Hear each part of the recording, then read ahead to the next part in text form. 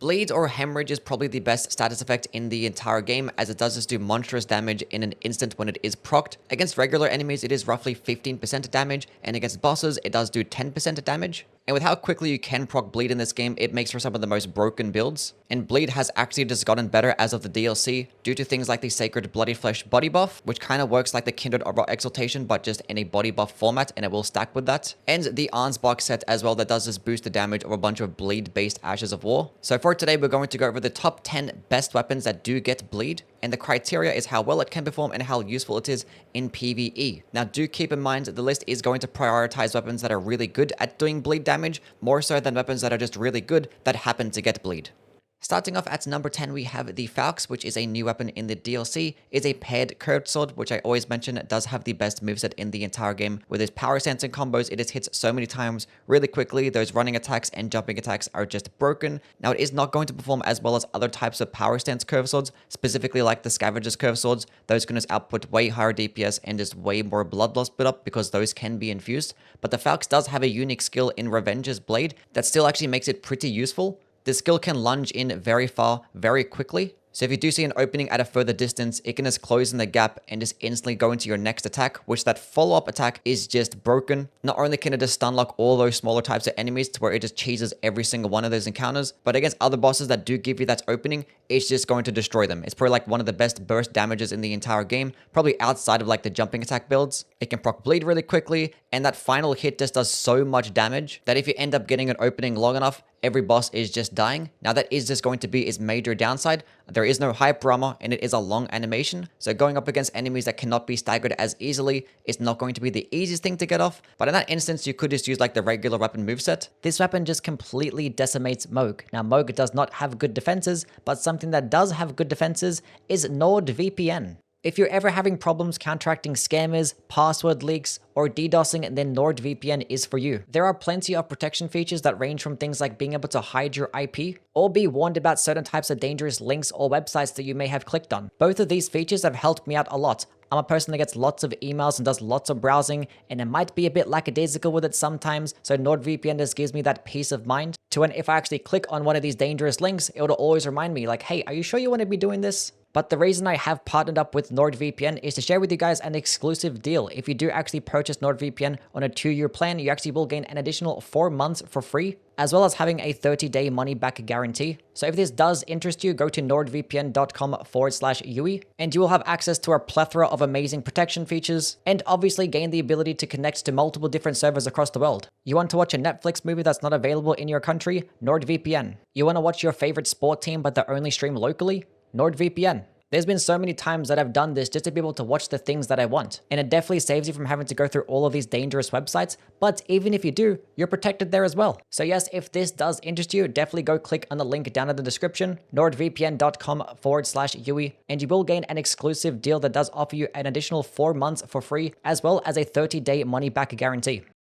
Number 9, the Great Stars, which is a very fun and versatile weapon to use. It is a great hammer, which they get amazing movesets, actually some of the highest stance damage on average, even more so than some of the colossal weapons in the game. They do get pretty quick movesets, even the power stance and combos are pretty good as well. And as for the Great Stars, I consider this one to be one of the best, if not the best Great Hammer, as it can get some of the most damage, does obviously get that passive bleed, can be infused, and actually gives you health regen for every single hit. So you can actually pair this alongside certain types of weapon skills like Wild Strike, Stormcaller, and not only are you going to proc bleed pretty quickly, but you're also going to get a bunch of health regen. You could also pair this alongside Prelate's Charge, which is not going to be doing good damage at all, but it is going to give you a lot of health back. So if you are like a potentially power stancing Great Stars, you could have one with Prelate's Charge and have another one with like Wild Strikes, which is like a much better damaging option. Or you could even use Eruption, because every single tick of that lava actually does give you health back as well. So yes, not only is it an amazing bleed weapon, but it's also very hard hitting with good stance damage and great versatility.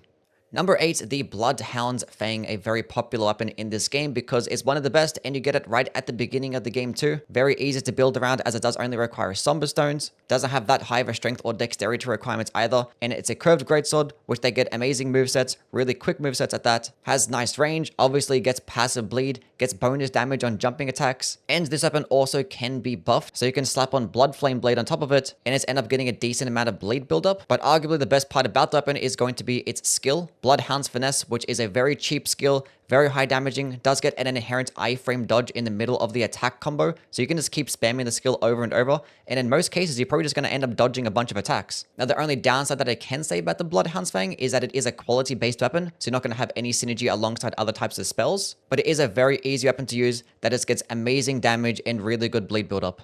Number 7, the Starfists. Now, these are one of the best weapons in the entire game, so you might be questioning why it gets number 7 on a bleed-based list, and that's because it's not the best at doing blood loss build-up, but it's still just an amazing weapon, so I can't just not put it on a top 10 list. Because, yeah, the best part about the Starfist is going to be those charged heavy attacks. They come out so incredibly quick and do amazing damage, and also do 33 stance damage. Like, this attack is faster than some light attacks in the game, and with how many things that you can use to boost charged heavy attacks, it can just make for some of the most broken builds. Now, as I mentioned, it's not going to proc bleed pretty quickly, but it can still do it relatively quickly, especially if you do have it with an occult infusion with an arcane build, or use things like Blood Flame Blade. You could potentially do it faster with light attacks, but I recommend just spamming heavy attacks at almost any single opening that you get. And this weapon can straight up cheese almost every single boss in the game, and it can perform better than almost everything else too. Now, I still won't really classify it as the best weapon in the game because its range is really poor. There are so many instances where you just like miss. Even if you're pressed up right against an enemy or a boss, sometimes it can just whiff, which is like really annoying, but it still makes for a very broken weapon.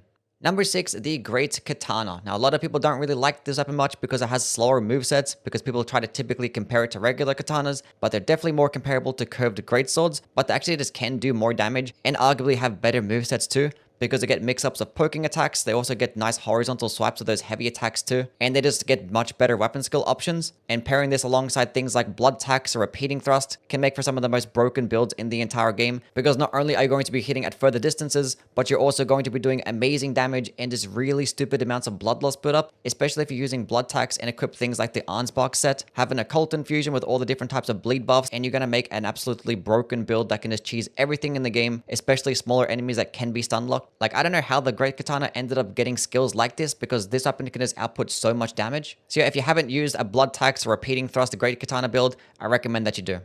Number 5, the Raptor Talons. Now, any single one of the bleed-based claws can easily make it to this list, because claws get some of the highest DPS in the game and an incredibly quick blood loss build-up, and they're really easy to use. Now, you can get higher DPS with things like the Bloodhound claws, but I'm still going to go with the Raptor Talons because it does get bonus damage and jumping attacks, and it does get the better heavy attack as well with that really nice lunging jump. It covers so much distance really quickly, and it makes for very nice variety with its moveset. But yeah, the reason why it gets top 5 is pretty self-explanatory. The damage is just ridiculous. Whether you pair it with a Keen infusion and a dexterity build, or an occult infusion with an arcane build, it's just going to shred everything. And it is just going to be a really light weapon as well, so it can pair nicely with those Rock Heart Blue Dancer's Charm builds. And everything is just going to get destroyed. And you don't even need to use weapon skills. It's one of the best R1 spamming weapons in the entire game. Just pair it alongside things like Cragblade or Shriek of Sorrow, and just keep spamming R1, and you're going to be fine. Number 4, the Naga Kiba, which I consider the best katana in the game before the DLC, and definitely now, because Naga Kiba is the best weapon to use if you're going to go with a Bloodblade type of build, and the Bloodblade Ashwar is just stupid. It is just like a buffed up version of Reduvia, as it can just do more bleed build-up, more damage, more stance damage, and if you're using it at these closer ranges, it's just going to be broken. And with the Naga Kiba, it has the most range out of all the katanas by a long shot. Now, it's not going to get as much damage as the Uchi Katana, but it's not much of a difference to where it's that noticeable. But the range difference is definitely noticeable. But yeah, using these Bloodblade types of builds with a high arcane occult infusion and throwing on the Ansbach set, you're just destroying everything in the game. It is just that good. And even if you fight those enemies that are resist or immune to bleed, you still have a katana with a great moveset. It actually does get the best heavy attacks out of all the katanas, because the one-handed and two-handed heavy attacks are just all poking attacks. And then slap on something like Unsheath, which is incredibly fast, does amazing stance damage for not that much FP either. Like, katanas are such an amazing class. For everything outside of things like power stancing combos, I don't typically like them power stanced. They're still viable, but they're just not my personal preference. But honestly, I don't think you can really go wrong with any type of Naga Kiba build. Number 3, the Mohgwyn's Sacred Spear. Now, this weapon, obviously being a great spear, does have amazing damage, amazing stance damage, especially with those light attacks. Every single one can do 14. And with how quick they can be sometimes as well, especially if you are shield poking, they can make for very solid builds no matter what. But the Mohgwyn's Sacred Spear is going to be especially good because, one, it does get the most range in class, does get some of the best scalings with a really good strength and arcane scaling, but it also just has like a very broken skill in Blood Boon Ritual. It does a high damaging AoE attack that encompasses the player, and all types of smaller enemies that are surrounding you are just going to get stun locked and just destroyed. Now, just before the DLC did come out, it actually did get nerfed to its bleed buildup, but it still is really good amounts of bleed. And if you do get the entire combo off, everything is getting bled out really quickly, no matter what. It is going to be pretty expensive, and it is going to be a longer animation, but you do get hype Brahma, and the returns are just way too good to pass up. And even if you don't proc bleed, you still benefit, because using the skill actually does buff the weapon with even more fire damage. So it is a really good and hard-hitting weapon that's somewhat broken in a lot of different areas of the game. Number 2, the Scavenger's Curved Sword. Now, this one is going to come with a little caveat, as it is just best to have when power stands, because by itself, it is a fantastic weapon. It's still a curve sword, which they get very quick movesets. They can still get some decent skills like Spinning Slash or Blood Blade. Now, typically, if you do want a two-handed bleed type of weapon that is quick like this, I'd rather go with a katana instead. But if you end up getting a second Scavenger's Curve Sword, which is going to require New Game Plus, going into high arcane with those occult infusions, and then spamming those running attacks or jumping attacks, it's just going to destroy everything in the game. Like, this just makes for some of the best DPS, if not the best DPS, with those bleed types of builds. You could be using things like Seppuku, even like Cragblade, throw out your bleed types of buffs, or your jumping attack buffs, and just go to town, because those power stance curve sword jumping attacks are like the best in the game, alongside those running attacks too. And there now are things in the DLC that actually boost your running attacks. So even if you weren't really comfortable with those jumping attacks, this could be a nice alternative. But yeah, I don't really think I need to harp on this one too much, because the gameplay pretty much just speaks for itself. It's just broken.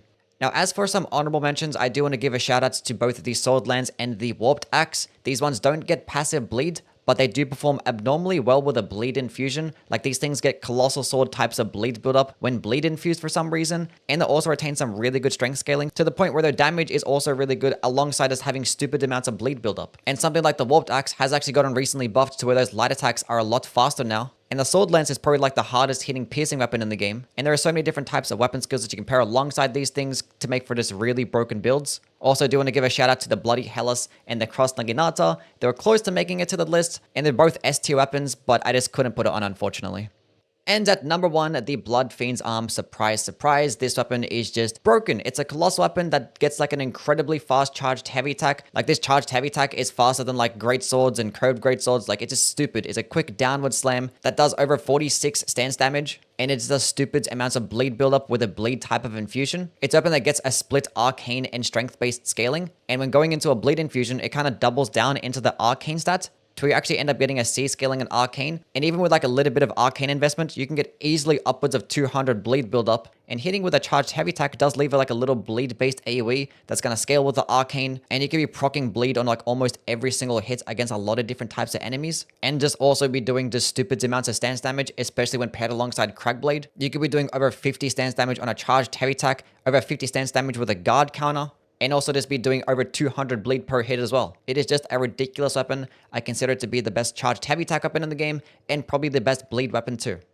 Anyway, that is the video now done and completed. As always, let me know what your opinions are down in the comments below. Now, as for the next video, I am not sure what it's going to be, as Black Myth Wukong did just come out. I am going to be streaming that one, so you can follow me on Twitch to see my playthrough there. I'm not sure if I am going to make content on that game. I kind of want to finish it first to see if it's something that I do want to go touch on. If that is the case, then expect some content for that game. But if I don't really see it happening, I'm just going to go back to Elden Ring, because there is a lot more ranking videos that I still want to touch on. Anyway, catch you guys around. Bye.